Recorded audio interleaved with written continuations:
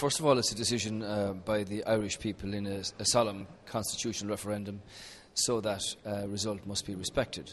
And that result is respected by all of the leaders of the EPP here today. I think where we go from now is that the Irish government have got to carry out an in-depth analysis of the reasons underlying the no vote.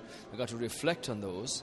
In parallel to that, the other countries will go ahead and consider the ratification in their own way.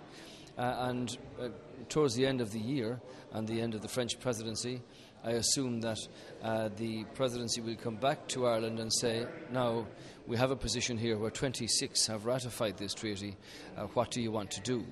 That's the political problem, and there's a timescale involved here which the Irish government will have to reflect very carefully on. All the eyes are obviously on the Irish this week.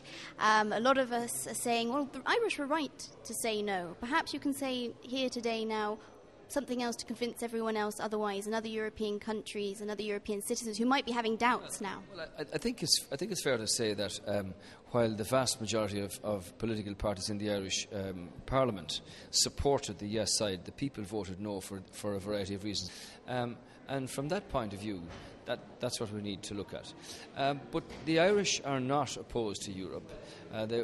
What we want out of this, actually, is that Ireland, along with every other country, will still remain central to the decision-making process, and that we can go on and use the impact of Lisbon to make arrangements for Europe to be able to look after its citizens in the very best way possible, and to deal with the problems that we have within the European Union, and at the same time meet the challenges from outside the European Union inside the next 25 and 50 years. Because I think one thing that was talking a lot to the Irish people is that they were frightened they were going to lose their neutrality, and other countries might be worrying this as well. This was a cause of concern among a sector of the Irish people, but I do think that that's something that can be addressed absolutely clearly with exclusive recognition of the neutral situation of Ireland or any other country, and make it absolutely plain and clear to people that that is not what's intended, that is not anything that can be imposed upon them, and that they can feel absolutely